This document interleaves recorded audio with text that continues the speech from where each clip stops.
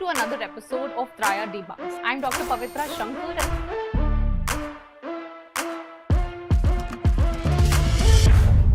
Drinking too much coffee creates anxiety. Well, that is a true one, specifically in the morning, and having those 2 and 3 cups of coffee can have.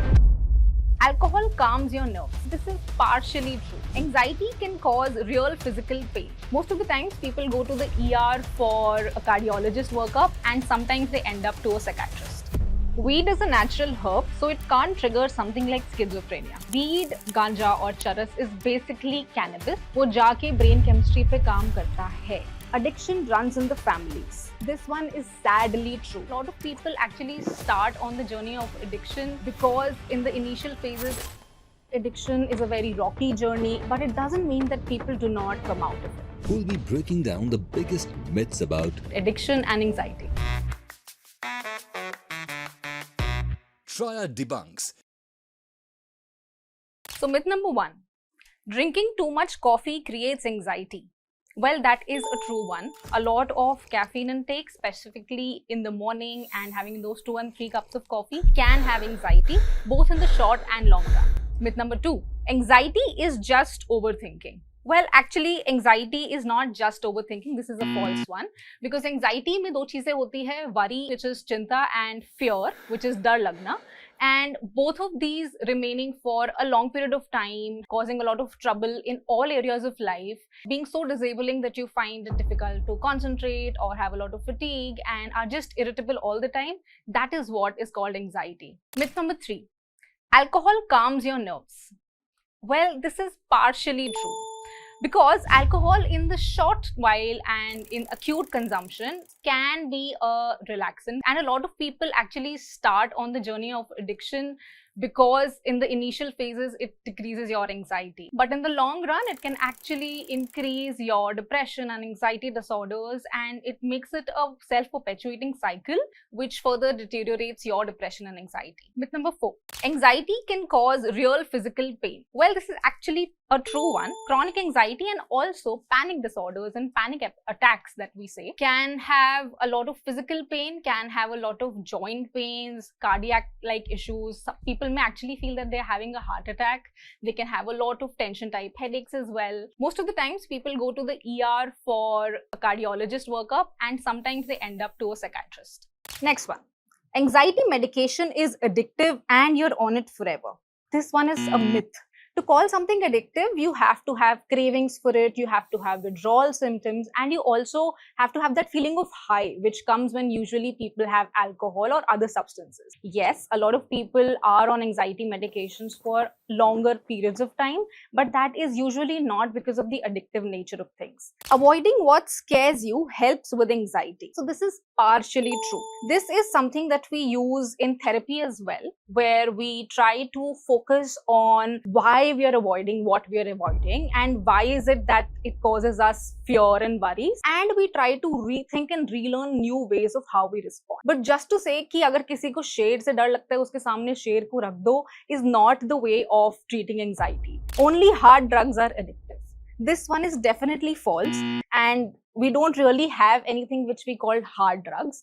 Anything which can cause craving, anything which can cause tolerance, which is you start to require it in more and more amounts every day, has a potential to become an addiction. So just thinking that nicotine or tobacco is harmless just because it's not hard drugs is actually a false statement. There is always help available. The first step is A, recognition, and B, going to a nearest mental health professional you're okay with.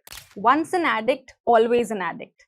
This one is a myth. Addiction is not something that will stay with you for a lifetime, provided we have the right conditions of medical support, psychological support, family support, and social support, along with the source of employment as well for the individual. So it is true that addiction is a very rocky journey. It is often very long and very chronic, but it doesn't mean that people do not come out of it. Addiction runs in the families. Well, this one is sadly true. There's a lot of genetic involvement in addiction. We find that addiction can have all faces and all forms which can run in families. For example, someone might just have tobacco addiction, but the further generations may go on to have addictions of different substances as well. However, it's not to say that genetics is everything. It's not that we can't change anything about our environment or about our own cells to fight our bad genes. Because addiction is something जिसमें society का, environment का, genetics का सबका role है. So even if you have a high genetic propensity for addiction, it doesn't mean that you're doomed to be an addict for your life.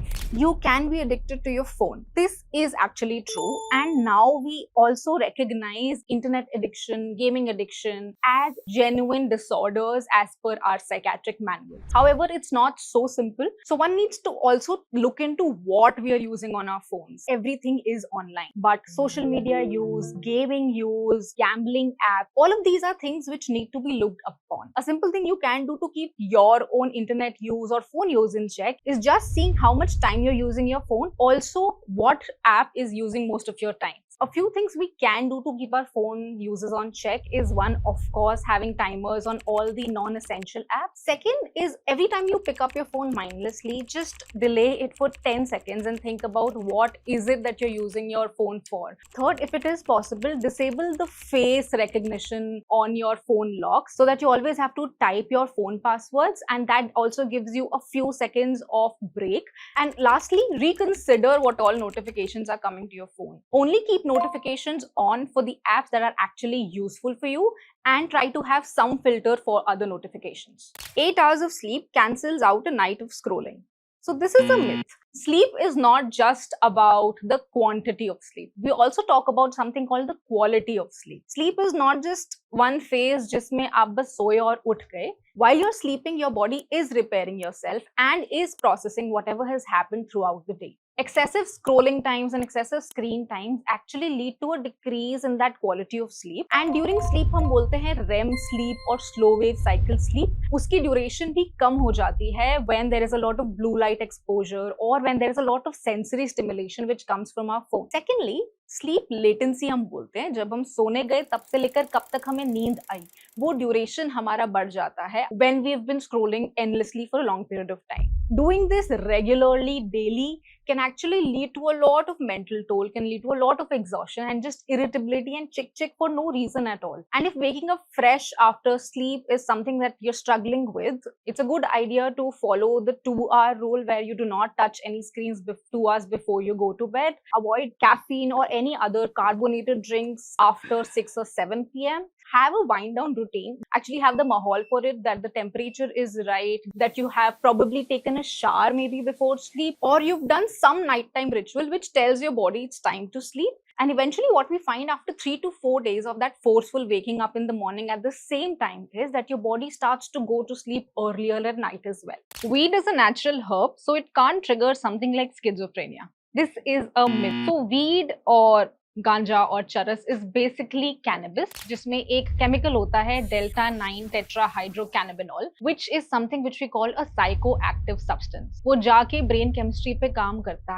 है. And we have countless cases of people जिसमें even small doses of cannabis use has triggered something like साइकोसिस और schizophrenia, मतलब having delusions and hallucinations. It's not to say that everyone who consumes cannabis will have साइकोसिस, but specifically people जिनके family में history रही है of schizophrenia और other mental illnesses, और starting at a very early age और taking them at very high doses, has a very high chance of साइकोसिस. And it can't just happen once, there is a risk of it happening every time the person consumes it. So the recommendation is clear. Saying no and staying away from cannabis and all forms of drugs. Vaping is totally safe for your brain. It's not real cigarette. This is again a myth. So vapes और e-cigarettes में सिर्फ the method of tobacco delivery changes, but उसमें भी nicotine है, which is the substance which actually causes tobacco addiction or nicotine addiction, जिसकी वजह से concentration और memory और attention पे फर्क पड़ता है. And even if it does not have the same gaseous toxins which cigarettes have, there still are things which can harm the body. One relatively better alternative is trying nicotine patches or or nicotine gums, but there's a very specific way of doing this, and it is better to consult a psychiatrist or a physician before starting these patches or gums as well. Years after quitting, one old smell or place can bring back the craving rushing back. This is definitely true and one of the most difficult barriers we have in addiction treatment. इसको बोलते हैं cue induced craving. इसमें even if you've been abstinent and not consuming alcohol or any drugs for a significant amount of time, just going past the place where there is a wine shop, or just going back to the company of the same friends you used to drink with, or even just talking to one of them over phone can act as a cue which leads to an increase in the craving for the substance that you're trying to avoid. And if this does happen with you, it is important to understand कि craving या urges are like a wave. वो आएंगे, they will be very intense, but they are going to pass off as well. And secondly, it's a good idea to drink some water at that time, distract yourself at that time, discuss with someone, anyone, whatever is going on in your mind at that time, and delay that urge and cause that relapse. So if you are someone who has already quit or is on the journey of quitting, it is extremely important to cut off ties from social situations and from those people who might be consuming the same substances or which may act as cues to trigger cravings for the substance that you're trying to stay away from. So I hope you found this episode on myths about anxiety and addiction useful. If you have any doubts, please comment down below. And if you haven't subscribed to our channel yet, do subscribe now.